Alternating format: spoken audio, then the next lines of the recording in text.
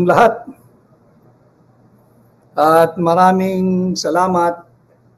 Hihingi po muli tayo ng inyong pahintulot na samahan ko po kayo habang kayo po ay nanananghalian. Ngayon po ay araw ng Thursday, August 21, 2025. Public holiday po dito sa Pilipinas. Magandang tanghali sa lahat ng Pilipino sa Luzon, Visayas, Mindanao, Metro Manila. Magandang araw sa lahat ng Pilipino saan man po kayong panig ng mundo. At magandang araw po doon sa hahabol mamaya sa replay. Marami pong salamat at muli, isa na namang araw ng direktang ugnayan dito sa aking pahina, ang Tinig Maisog. Kasama po kayong lahat. Pahintulutan po ninyo na talakayin natin ang napakaraming mahalagang mga usaping panlipunan na dapat po natin ipahatid sa inyo na ang ating layunin dahil ang hakbang ng maisog ay humihingi ng transparency, accountability, peace and security.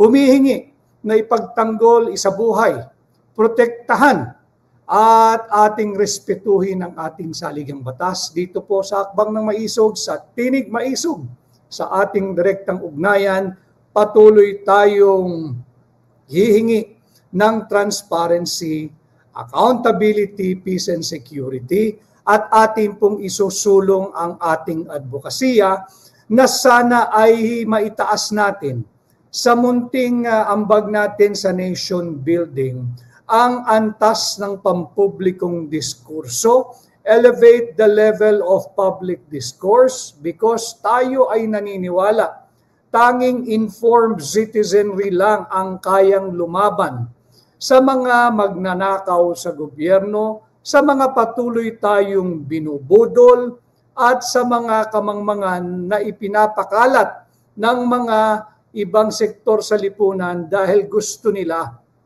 magpatuloy ang status quo, itong sistema ng korupsyon kaliwat kanan. Johnny Kiko Chibara, kay G, salamat sa iyo, kay Jel Ann, kay Capis Channel or Capis Channel or Capis Channel, kay Fernando Butal, kay Jan Ursua, marami pong salamat sa inyo, pati na sa TikTok, bagamat ito ay pinagpupugaran ng mga trolls, welcome po kayo sa Tinig Maisog sa ating direktang ugnayan. Maraming salamat pa rin sa inyong pagsama at pagsubaybay. Kay Annabel Margen, Vancouver, Canada, maraming salamat. Si Thomas Esplana, sana attorney wag natin ito tantanan, issue ng flood control. Hindi. Sana wag magsawa ka sa topic. Hindi ho tayo magsasawa, Thomas Esplana. Kaya nga po yung ating pamagat ngayong tanghali, ang libog sa pera. Ang libog sa pera. Meron pong nagsabi sa akin, baka raw bastos yung pamagat. Paano naging bastos ang salitang libog? Alam mo nyo, ang libog sa pera, pag in-English nyong diretsyo, ang ibig sabihin yan, the lust for money. O anong bastos doon? So, ito po ay direktang ugnayan, tahasang usapan, maisog na pananaw, ang libog sa pera. Ito po ay patungkol sa matagal na po natin itong isinisigaw, hindi ba? Tila nung una, walang naniniwala nung aming inilahad yung anomalya, unconstitutional, invalid, immoral 2025 national budget. 2024 pa lang ho, winawalang hiya na nila tayo. Diba yung akap na yan, kung sino man na nag-imbento niyan, suhol po iyan Ang tungo ay para sa 2025 midterm election. Tapos, feeling nila, kontrolado na nila ang lahat ng mainstream media. Dahil yung mainstream media, wala pong ginawa yan, kundi pag-usapan yung intelligence funds noon ni Vice President Inday Sara Duterte, na sinabi na mismo ng tatlong malalaking institusyon sa Pilipinas. Unang-una na ang COA. Walang irregular na nakita doon sa paggamit ng intelligence funds ng Office of the Vice President. Sinundan po ito ng unanimous decision ng Korte Suprema. Sinabing unconstitutional yung impeachment na inihain laban kay Vice President Inday Sara Duterte. At pangatlo, yung talagang naglibing na dito ay ang Senado. Senado ng 20th Congress, hindi ng 19th. Senado ng 20th Congress. Sinabi nga, in-archive dahil unconstitutional. So tapos na po yung usapin kay Vice President Inday Sara Duterte. Ngayon naman, ang pag-usapan ho natin, sino ba talaga ang may dapat na malaking pananagutan dito sa lumalabas na talamak, higit na talamak, at talagang malalang korupsyon sa ilalim ng kasalukuyang administrasyon. Kanya po yung ating pamagat ay ang libog sa pera, the lust for money.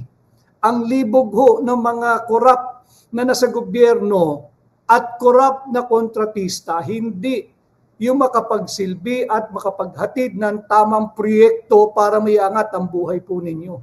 Ang libog ho nila ay sa korupsyon, sa pera nating mga Pilipino, sa pagnanakaw. Yan ho yung ating pag-uusapan ngayon. Kay Marilu Lapus, good afternoon, Attorney Vic. Mabuhay po kayo watching from Singapore. Maraming salamat. Kay F, ganun din. Kay, sino pang nandito? Si Rear Mir VC. Luz Marie. That's true, Attorney Vic. Libog at ganit sila sa milyong-bilyong pera. Tama po yun. Kay Mercado Cathy, hi. Watari the Wonder Boy. Hi, Watari the Wonder Boy. Kay Arnaiz B. Chris. Kay Lloyd Castañares, shared na po in groups. Maraming salamat, Lloyd. Kay Dalia Osorio, watching from Dubai. Maraming salamat sa inyo. Hope to see you there also soon in Dubai. Terio, kay Marilyn Vicente, watching from Taiwan. Mabuhay po kayo dyan sa Taiwan. Makakapasyal din po tayo dyan pagka medyo lumuwag-luwag ang ating pong schedule. Sa Cebu naman, ang Camotes News, Tommy, watching from Camotes Island, Cebu. Ang aking kababayan, ang aking kabalen, Arnaiz Chris, taga Mabalakad, Pampanga pala. Kay John RD, watching from Calgary, Canada, mabuhay kayo. Kay Antonio Salazar, kay Gemma Guarin, kay Eloy, watching from Davao City. Yun, Davao City. By the way, Davao City, speaking of Davao City, yung ating pong mga kababayan, alam ko naghahanda na kayo, yung nasa ibang bahagi po ng Mindanao. Sana ay suportahan po nyo. Bukas po ito. 5 buwan, isang sigaw, free Duterte, free Tatay Digong. Bukas po iyan, magsisimula ng alas 5 sa Davao City. Yung mga nasa Davao, yung mga karatig lugar, suportahan po ninyo. Iparinig natin ang ating nagkakaisang tinig, palayain ang taong wala namang kaso, palayain ang taong wala namang kasalanan, palayain ang taong mahal na Pilipino, palayain yung ating dating Pangulo na binastos ni Vice Ganda. Tuloy-tuloy ang ating pag-boycott sa taong yan, pati sa McDonald's, hanggat di sila humihingi ng public apology or distancing themselves from this fellow named Vice Ganda na binastos si Tatay Digong. But kung i-issue ka ng public apology, welcome ka sa Davao City bukas, kasamahan pa kita kung gusto mo. Pero hanggat hindi ka humihingi ng totoo at sinserong dispensa, i-boycott natin ang nambastos kay Tatay Digong na ang pangalan lumilingon sa palayaw na Vice Ganda, pati na ang McDonald's, mga taga Davao, wag ho kayong mag-McDonald's, McDonald's po kayo, mag-Jollibee, mag-Andox, mag-Waxis po muna kayo dyan. Si Che Andrada, good morning po from Taiwan. Kay Maribel Santos, watching from California, USA, good evening. Kay Rhea Aguilar Dagupan, marami pong salamat. Yung iba po, basahin ko po. Mamaya yung si Margaret Magsaysa, yes po, Attorney, boycott McDo. Huwag na ho yan. Di mabuti sa katawan yan. Kay Elizabeth Channel. At paano ba basahin talaga? Elizabeth Channel. Okay, from Yokohama, Japan. Kay Fe Seragon, tama po yun. Ating i-boycott ang Vice Ganda at ang McDonald's. So yan po yung ating pamagat ngayong araw. Ang libog sa pera. Kung mapapansin po nyo, lagay natin sa tamang konteksto at tila inililihis ng mga puwersa, malalakas na puwersa, yung direksyon at naratibo. Kung bakit ba tayo umabot sa bilyon-bilyon, daan-bilyon, trilyong pisong korupsyon dulot ng flood control projects. Huwag lang din po yung proyekto. Huwag lang din po natin tingnan yung libog ng mga magnanakaw sa gobyerno sa pera nating mga Pilipino. Tingnan din natin yung hindi na po makwentang halaga ng mga ari-arian na nasira at nasasalanta paulit-ulit pagka mayroong habagat, pagka mayroong bagyo, higit pa pag nagsanib ang habagat at bagyo o ordinaryong ulan. Tingnan ho ninyo yung mga kasangkapang nasira, bahay, pananim, yung mga nagkasakit, whether ordinary flu o leptospirosis o pneumonia, hindi pa po yan kasama doon sa trilyong piso na. Almost 2 trillion pesos kung isang dekada nating susumahin. But under the present administration, 550 billion pesos. Di ba binida ng kasalukuyang Pangulo ni Bongbong Marcos ni BBM noong 2024 that under his watch, dahil wala ho silang mai-report, walang accomplishment. Gumawa ngayon ng phantom accomplishment. Ibinida niya, on record ito dito sa Tinig Maisog, on record yung mga ating citation. During the SONA, napakahalaga po ng SONA. Bakit? State of the Nation. Ito po ay annual reporting ng kung sino mang Pangulo kung ano na ang estado ng ating bansa. Ano na ang estado ng kanyang pamumuno. Kaya ito dapat honest to goodness, full of transparency and truthfulness. Hindi po pwedeng okasyon ito para patuloy mong budulin ang sambayan ng Pilipino. Nakita po natin noong 2024. Much to his dismay. Pagkatapos ipahayag, ipagyabang with full conviction na 5,500 flood control projects na ang nagawa sa kanyang administrasyon na 3 taon pa lamang, finak-check siya ng habagat at baha.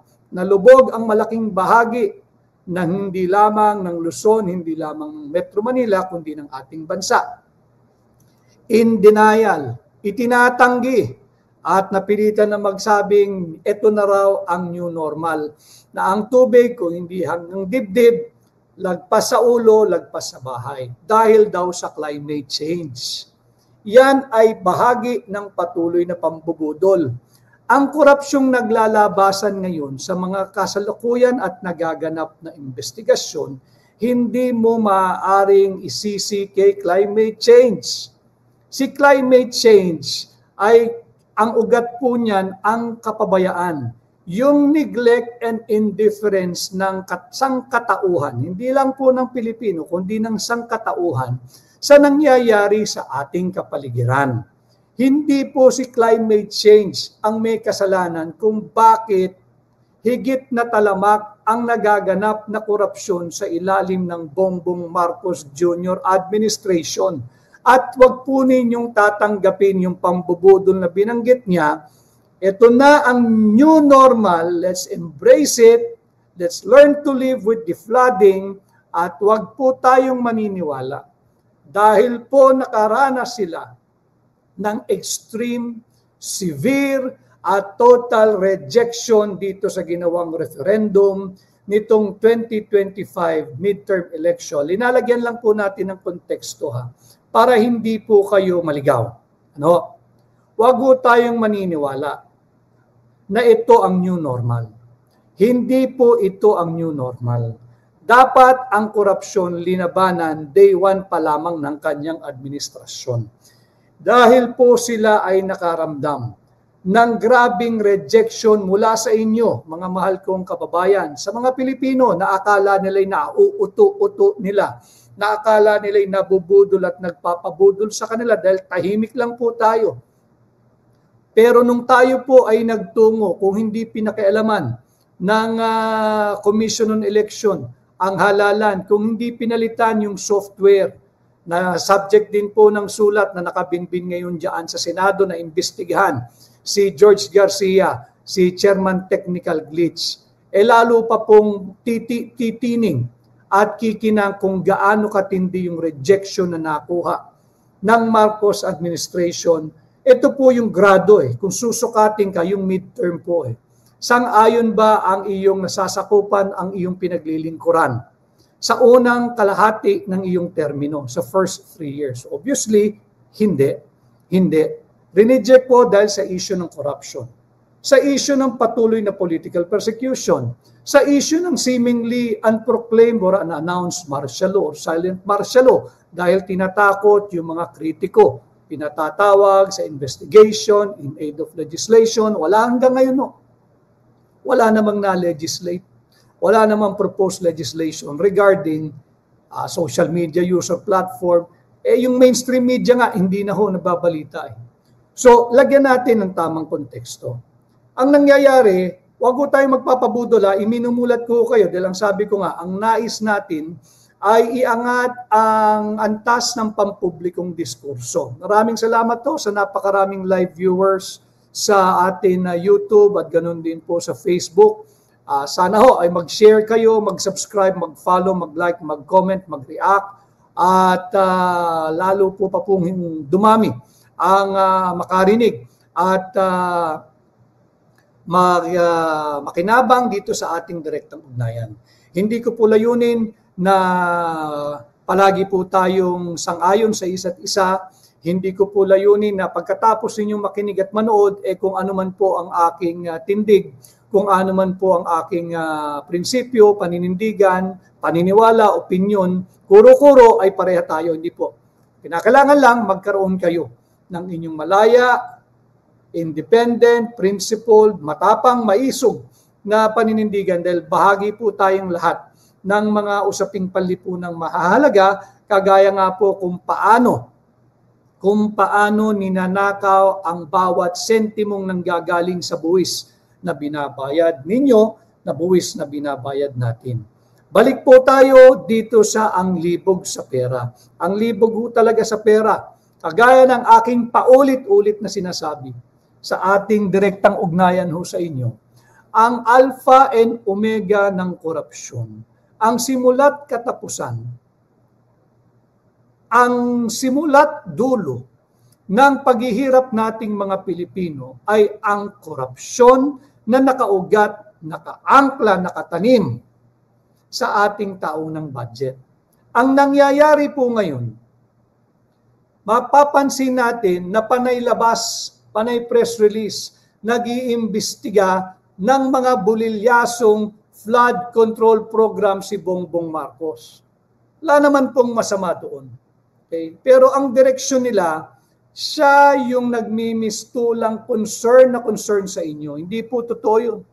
Hindi po totoo yun. Ipit na lang siya. Kanya kinakailangan niyang baguhin, baliktarin, at i-reshape yung narrative na siya ang pasimuno kung bakit ngayon naglalabasan yung mga katotohanan sa likod ng mga maanumalyang flood control projects. Let us give credit where credit is due. Let me take you back a few months back.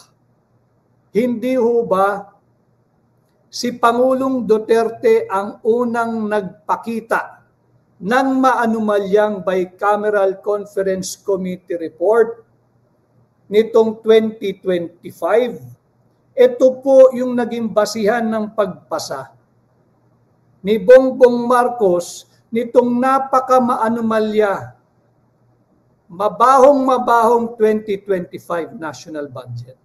Huwag ho ninyo siyang hangaan na nakikita niyong nag-i-inspect. Nakita po nila yung massive, if not total rejection na kanilang nakuha nitong midterm election kung tatutuhin pong referendum. Hindi maaari na ang magiging naratibo nila, this early, nakikita ko po bilang isang pag nag-a-analyze ng mga usaping panlipunan at nakikita natin ang direksyon ng politika, there is seemingly an open attempt to acquit Bongbong Marcos at least in the bar of public opinion.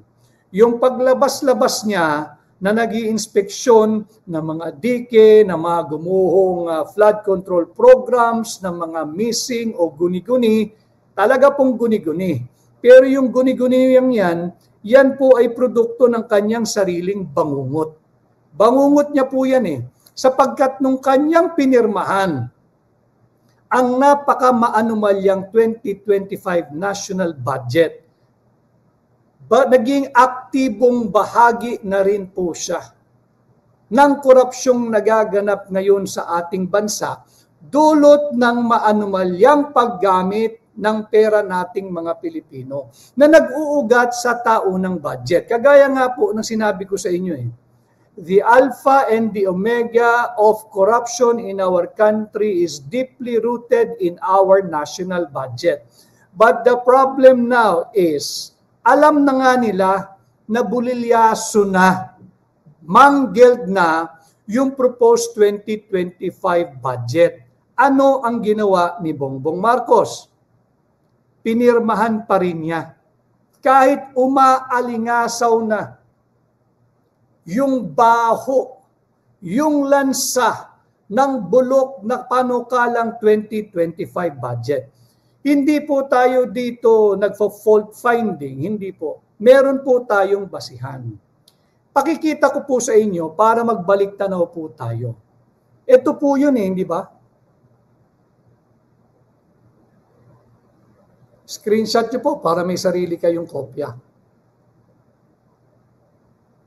Ilalagay po natin sa tamang konteksto at direksyon yung mga mahalagang usaping panlipunan because I cannot allow that this early there is an obvious effort and an overt attempt to acquit him, to make him look innocent and in fact hero in the bar of public opinion. Hindi, complicit to ang Marcos administration. Ano po sinabi rito? Kanila po ito mainstream media, kanila ito, Inquirer.net. Marcos thoroughly reviewing. Ibig sabihin, masusing pinag-aaralan. Repaso ang 2025 budget to conform to charter. Ibig sabihin, para hindi ito maging unconstitutional.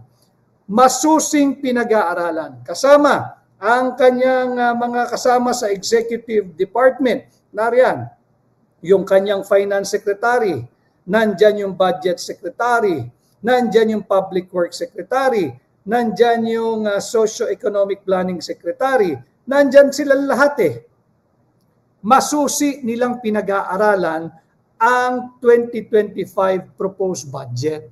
Sinabi niya, binasa niya yung 4,000 pages more or less na proposed 2025 national budget. Maalala po niyo yun? Sinabi niya na masusi niyang pinag-aralan na yung 4,000, binasa yung 4,000 pages more or less na proposed 2025 national budget. At wala raw siyang nakitang hindi ayos doon. Malinaw yun. At sinabi namin, wala naman kaming sinabing may blanco sa GAB. Ang blanco sa Bicameral Conference Committee report. Ano ang ginawa? Para bahagi ng patuloy na pambubudol kasi nga bahagi sila nito Itong maanumalyang 2025 budget, ito pong pagnanakaw ng trilyong pisong halaga na, isang dekada na, at 550 billion pesos na flood control funds, hindi maaaring hindi siya managot dito. May pananagutan siya rito dahil 2024 pa ginagawa na yan. Nangyayari na yan. 2024 nangyayari na. Yung 60 billion pesos ng PhilHealth, kinuha nila noong 2024, hindi ba? At ibinalik sa National Treasury, sa General Fund. Bawal din yun, unconstitutional yun. Pero tatalakayin din po natin yan. Ganon din no, yung zero funding na natamo ng PhilHealth. How can you now feign ignorance sa pinirmahan mo? Ziniro mo yung budget ng PhilHealth for 2025. Tapos ngayon, ang patuloy na pambubudol, tinutulak nila yung zero billing sa mga piling public hospitals. Paano magsusurvive ang public hospital sa zero billing? Zero budget din ang binigay mo sa PhilHealth. So dito, wag nating hayaan na makapaghugas kamay ang executive department. Wag natin hayaan na makapaghugas kamay ang Office of the President. Mali yung pagpirma nung maanumalyang panukalang budget noong 2025. Ano ang ginawa niya? Pinirmahan pa rin niya. Pruweba. Nag-aaral pang araw po sila eh. Oh, meron pang press release. At yung salitang yan, kanila galing, thoroughly reviewing. Ibig sabihin, masusing pinag-aaralan, pinag-iisipan, binubuhusan ng panahon. Wala kang tanggihan dito. Inyong online na outfit ito eh. Di ba? Kuhaan po nyo ng larawan bago baka i-take down. Meron na tayo. Ano? Sisingilin natin sila kung bakit tayo umabot sa puntong ganito na bilyong-bilyong piso na ang nawawala. Malinaw sa kanilang sariling press release nung mga panahon na yon, aktibo at masusi yung ginagawa nilang pagrepasay. And in spite and despite of him claiming to have read each and every page, 4,000 pages more or less of the proposed 2025 budget, pinirmahan pa rin ni Bongbong Marcos. Itong nangyayari mga revelation dito, hindi po dahil nagbigay siya ng pahayag laban sa korupsyon noong 2025 SONA. Pangbubudol po iyon. The records are there. Matagal na nating sinasabi, matagal lang isiniwalat ni Pangulong Duterte early on this year na maanumalya itong panukalang 2025 budget. Anong nangyari? Pinagtanggol pa nila. Ang nakakatakot, kaya pinapaalalahanan ko yung namumuno ng investigation, si Senador Dante Marcoleta. Nakikita ng mga sambayan ng Pilipino, hindi lang naman ho ako eh. Nagkataon lang na tayo ang pinagkakatiwalaan nyo na magpahayag nung kaparehas po ninyong saloobin. Dahil tayo po yung may pahina, kagaya nito, ang Tinig Maisog sa social media, ang ating platform. Ano ho? Ang dami pa ho nakaduda-duda. Unfortunately, nandyan pa rin sa Senado na minsan nang nadawit diyan sa issue ng korupsyon simula pa nung panahon ni Janet Lim Napoles na PDAF ang pinag-uusapan.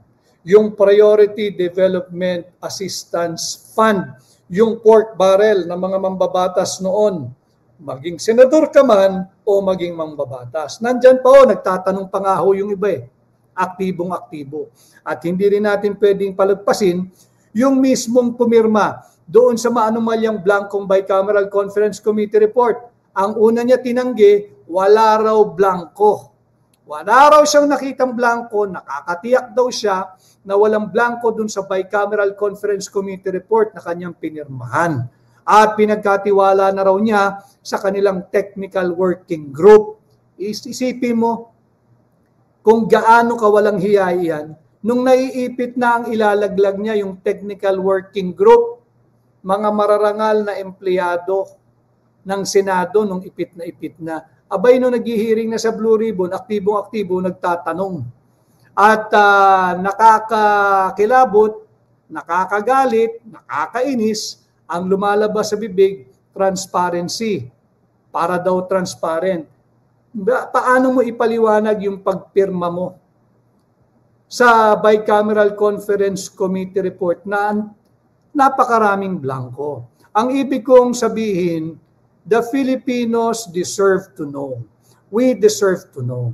Grabe na ho yung pinagdadaanan nung palagiang nalulubog sa baha yung hanggang ngayon ay lubog sa tubig baha. Hindi na po lumalabas yung tubig, hindi na po dumadaloy palabas ng kanilang lugar, lolokohin niyo po kaming harap-harapan. And I am referring to that senator that goes by the name Sherwin Gatchalian. Mahirap po kasi, napakalala na po ng problema. Dito po sa aking pahina, I'm just sasabihin lang po natin yung katotohanan. Kahit naman mag-backtrack ho kayo. Sinabi niya, pinirmahan niya, at wala raw blanco sa Bicameral Conference Committee report. Naipakita ho namin At certified po yun ng isang opisina dyan sa House of Representatives.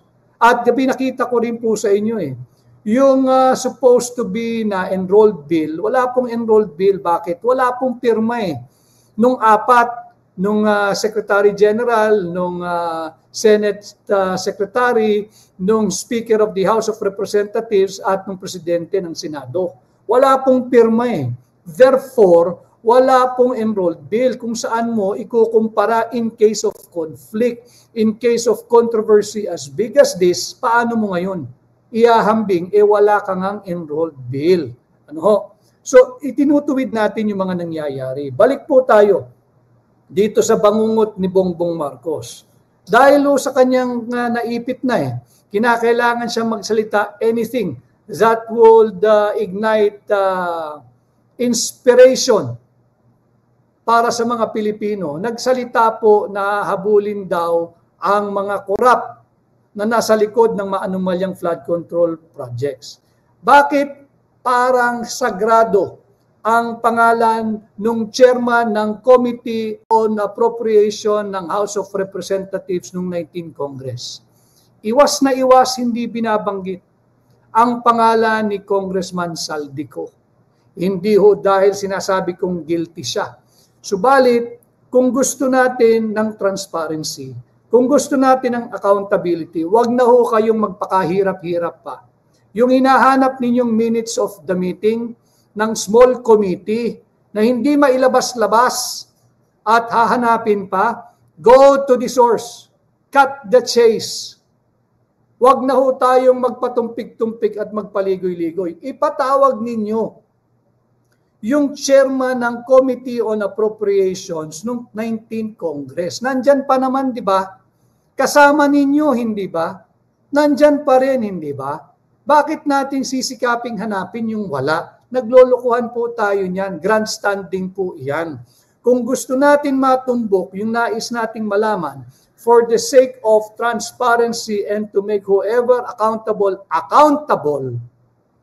patawag ninyo yung chairman ng Committee on Appropriations noong 19 Congress. Ipatawag ninyo yung chairman ng Senate Finance Committee noong 19 Congress. Simple Tanungin ninyo, sino yung bumubuo ng small committee? Kailan nagharap-harap ang small committee? Ano yung mga revision, amendments, insertion na ginawa ng small committee? Kaninong authority sila nagsingit, nagdagdag bawas diyan sa panukalang budget ng 2025 na ngayon nga ay sumabog na sa inyong mga pagmumukha? Hindi pwede Hindi pwedeng ililihis natin kung ang hinahanap natin ay transparency and accountability. Hindi po hero si Bongbong Marcos na nagkakaroon ngayon ng investigation. Aktibong kabahagi po siya nito The moment he signed the unconstitutional, invalid, immoral, illegal 2025 proposed budget, bahagi po siya Bakit? Di ba na-delay po yan ng ilang araw? At sinasabi nila na sinisiguro nila that this conforms to the charter. Yun lamang unconstitutional na Bakit? Basahin po ninyo yung ating saligang batas. Lahat po ng appropriation measure shall emanate to the exclusion of all other agency or instrumentality of the government from the House of Representatives sa Kongreso.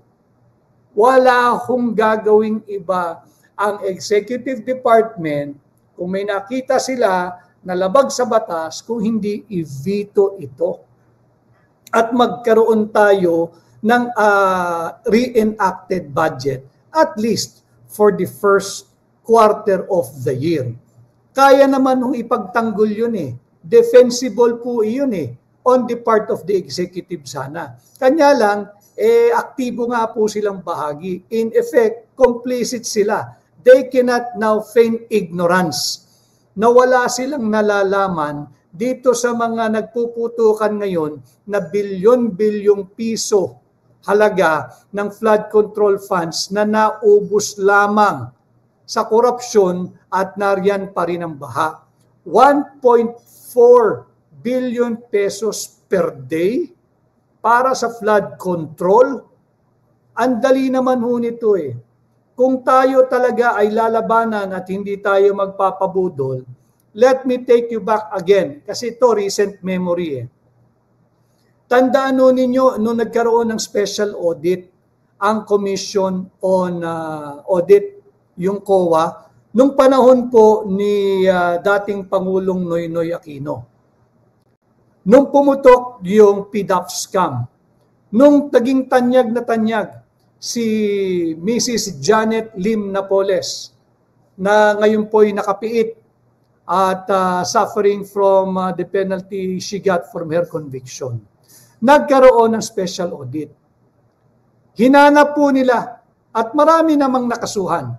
May mga senador pang nakulong at merong mga senador na alam ko may mga kaso pa rin. Maraming nadawit, mga pangalan din ng senador at kung sino-sino yung kanilang mga bagman. Unfortunately, aktibo pa nga po yung iba. Nagtatanong pa nga sa investigation na ginagawa ni Senador Dante Marcoleta. Kaya kay Senador Dante Marcoleta, nasa likod mo ang sambayan ng Pilipino, huwag ka sanang magpapadala. Sa mga ito, labanan natin ang pambubudol. Nasa likod mo ang sambayan ng Pilipino. So, bahagi ang Malacanang sa korupsyon at anomalya. Malinaw po yun. Sapagkat imbis na vinito yung maanomalyang 2025 national budget, bigay hilig po sa luho at kapritsyo ng mga mambabatas. Nandyan yung AKAP, nandyan yung AIX, nandyan yung kung ano-anong ayuda. Pinirmahan. Ito naman mga mambabatas, syempre giliw na giliw. Tuloy ang ligaya. Tuloy ang ligaya ng mga mamahaling designer bag. Yung mga Hermes. Kamusta po kayo dyan sa Marikina? Nabawasan ba ang baha? Di ba? Yung mga mamahaling relos, yung magagara at mamahaling sports car. Galing po yan sa katas ng flood control funds. Kaya dapat hindi natin hayaan na mabudol tayo at baguhin ang naratibo at makapaghugas kamay ang Marcos administration sa laganap, malawak at talamak na korupsyong nagaganap sa kanyang administrasyon. Sabi nga di ba, wala raw blanco sa BICAM at nung naipit na, tinuturo yung mga technical working group, pinagkatiwala na raw sa kanila at lagyan ng mga halaga. Bawal po yun hanggang ngayon. Palaisipan sa ating lahat, kaninong makating na kamay? Sino yung may makating kamay na naglagay ng mga halaga dyan sa blankong bicameral conference committee report? Ilang beses pong lumabas ito dyan sa mga pagdinig at privilege speech na nagaganap ngayon sa Senado. In-affirm na ho nila 28 items blanco consisting of 13 pages itong BICAM report. Sa mababang kapulungan, hinahanap daw yung minutes ng small committee. Huwag nating hanapin yung hindi naman talaga existing. Hindi natin mahahanap yun.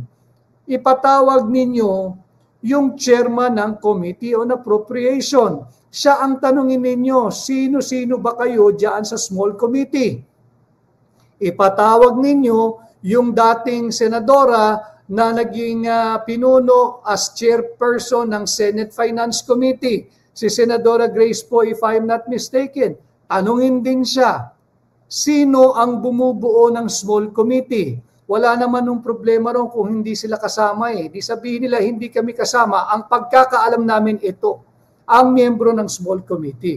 Nang sa ganon, hindi po mapunta sa kawalan ang mga nagaganap na investigation. Ang tanong pa rin sino o kanino yung makating kamay na nagpuno ng mga blanco o patlang dyan sa maanomalya at blankong bicameral conference committee.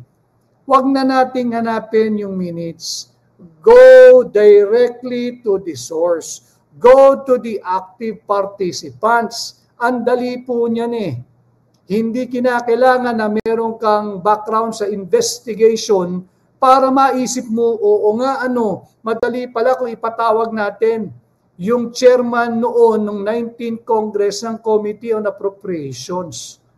Madali pala nga naman ipatawag natin at tanungin yung pinuno ng Finance Committee ng Senado dahil nagmamatsyag nanunood ang sambayanang Pilipino. Maliban na lang doon sa mga legal luminaries. Maliban na lang doon sa mga maiingay at magagaling at naggagaling-galingan na tanyag na miyembro ng mainstream media.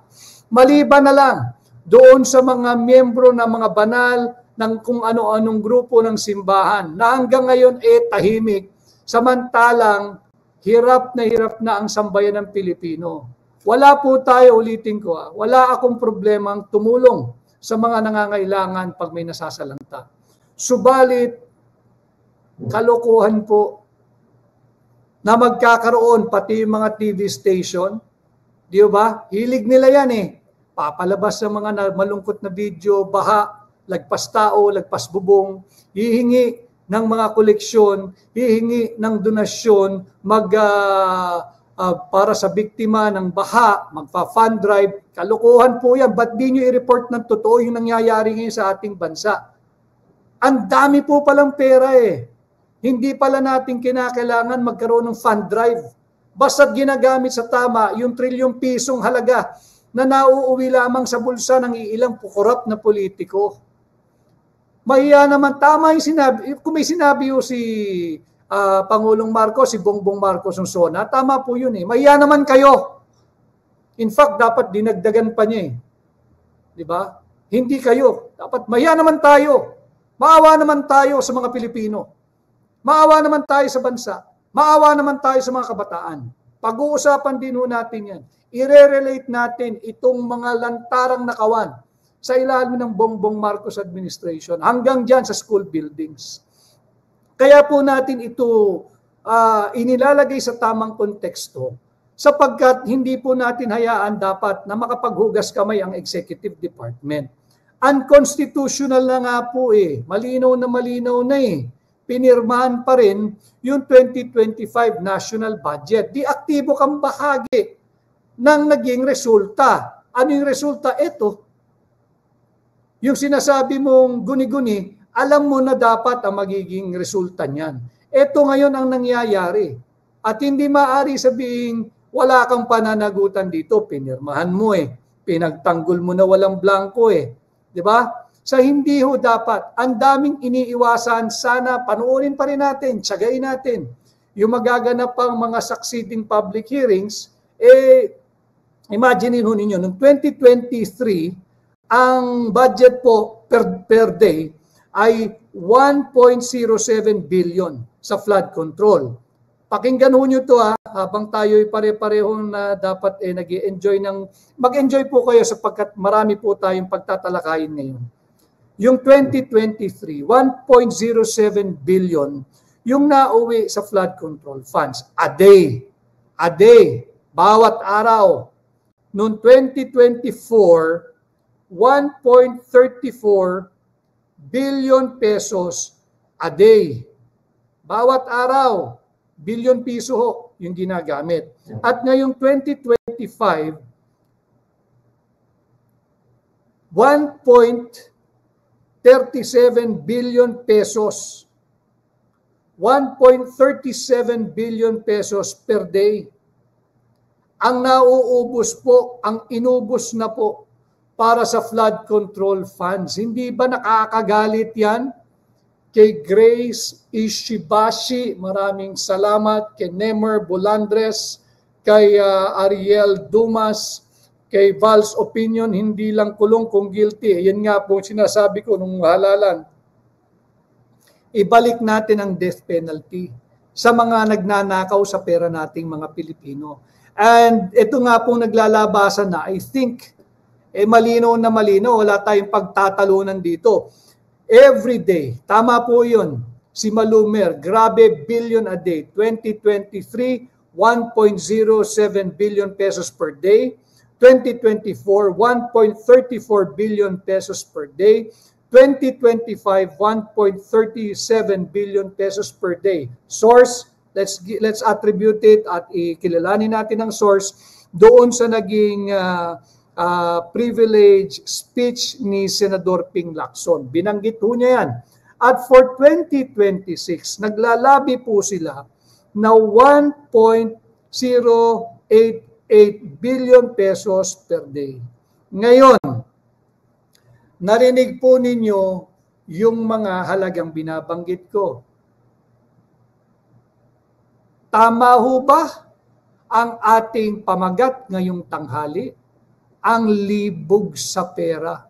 The lust for money at the expense of the people. Magalit ho tayo. Yung mga banal, tahimik pa rin kayo? Impeachment pa rin ang tema ninyo? Impeachment pa rin? Yung mga legal luminary, nasaan kayo? Yung mga matatalino, yung mga miyembro ng academe, yung pirma ng pirma, asan kayo? Asan kayo? Mas masahol pa ito sa Janet Lim Napoles pork barrel or PDAF scam. Nakakabingi ang inyong katahimikan. Kaya natin ilinalagay sa tamang konteksto yung mga nagaganap itong mga nakaraang araw. Wala pong hearing ngayon hanggang bukas na, next week na po uli. Subalit, bago po tayo magiliwan sa ginagawang direksyon ng mainstream media at administrasyon, hindi po bayani, hindi po hero dito si Bongbong Marcos. Hindi po. At hindi siya dapat hayaan to look innocent or to be acquitted at least in the bar of public opinion. Equally guilty if not most guilty po si Bongbong Marcos. Bakit? Pinirmahan mo at hinahayaang nangyayari ito sa unang 3 taon ng administrasyon mo. Mauunawaan natin, baka natauhan siya at gusto niyang salbahin yung natitirang 3 taon o yung kalahating bahagi, yung final half of his term. Mga kababayan, wala na pong half ito, wala na pong 3 years ito. Sa aking pananaw, pagdating po ng January 1, 2026, kay Rebecca Agota, maraming salamat. Sa akin pong pananaw, pagdating ng January 1, 2026, less than 2 years na lang po ang kasalukuyang administrasyon. Dahil pagdating po ng October of 2027, ay magkakaroon na po ng filing ng candidacy ng mga lalaban sa pagiging Pangulo at pangalawang Pangulo. Mag-iiba na po lalo ang dynamics at complexion ng ating politika sa ating bansa. Too late. Too late. At ito nga pong issue na yung pagcha-champion sa anti-corruption measure, hindi po bagay Di bagay sa kanya. Sapagkat hinayaan niya na lumaganap ang korupsyon sa unang 3 bahagi ng kanyang termino. Sa unang kalahating bahagi ng kanyang termino. Ating siyang panagutin and let's not allow him to be acquitted at least in the bar of public opinion. Again, he is equally liable. He is equally guilty if not the most guilty. Why? You are the president. You are the source of yearly budget. Kung vinito mo yan, maaari ka pang paniwalaan ng sambayan ng Pilipino. Pinirmahan mo May knowledge ka. Bakit? Inaral mo kamo yung 4,000 pages more or less na panukalang budget ng 2025. At wala kang nakitang mali doon. Ang ating prueba, nagpakita po tayo ng larawan para lang po doon sa mga kakasali lamang. Malinaw po sa larawang ito Huwaan po nyo ng screenshot po ninyo. Nag-aaral daw sila thoroughly reviewing, masusing nag-aaral. Nagsusunod po ng kilay upang pag-aralan yung mga panukalang 2025 budget bago niya pinirmahan. Pinirmahan niya Ito na nga po, yung nagiging resulta ng pagiging imprudent niya dito sa pag-aaral sa ating taunang budget. So hindi po siya inosente at hindi siya dapat magmukhang inosente at least in the bar of public opinion. No? So ang mga Pilipino talaga naman in demand yung ating mga inhinyero. World class ang Pilipino. Kanya lamang dito sa Pilipinas, nasa salaula yung napakagandang profesyon na engineer, yung mga engineer po natin, yung mga inhinyero. Napipilitan, natatakot, they want to keep their job, pumipikit na lamang, yan kasi ang kalakaran. So nakita natin, pinasok na ng isang organisadong grupo na ang galaw tila sindikato ang gobyerno. Ano ho? Dahil lumulusot paano lumulusot ito? Paano lumulusot ito? Hindi naman pwede na yung sekretaryo o kalihim ng DPWH na si Secretary Manny Bonoan lamang ang ipapako natin sa krus dito. Hindi naman pwede yung kanyang mga USEC lamang. Hindi naman pwede na yung mga regional directors at district engineers lamang. Hindi pwedeng sila lang. We also have to go to the source. Yung sinasabi ho ng naging pahayag kahapon ni Senador Ping Lacson. Sino yung funder? Sino yung project proponent? Matetrace naman yan Hindi naman pwedeng putok sa buho yung halagang yan. Bilyon-bilyon piso yan Ibig mong sabihin, isang araw may pondo na lang yung distrito mo. At lalagay na lang ng kongresista, ito yung project natin, ito yung project ko, akong nasa likod niyan. At ngayong nagkakabuluhol-buhol na, nagkakahetot-hetot na dahil sa libog ninyo sa pera, huhugas kamay din kayo parang executive department. Kanya sana ay hindi po mauwi sa nowhere itong mga nagaganap na investigation. Masyado pong mataas ang hope, ang aspiration ng sambayan ng Pilipino. At least, sa namumuno sa Blue Ribbon kay Senador Dante Marcoleta, sana wala kang iwasan. Sana wala kang pangilagan. At nasa likod mo ang sambayan ng Pilipino. At sana ay hindi ka ma-overpower nung mga kasali din sa mga PIDAF nung araw And I'm sure nakinabang sila sa ngayon.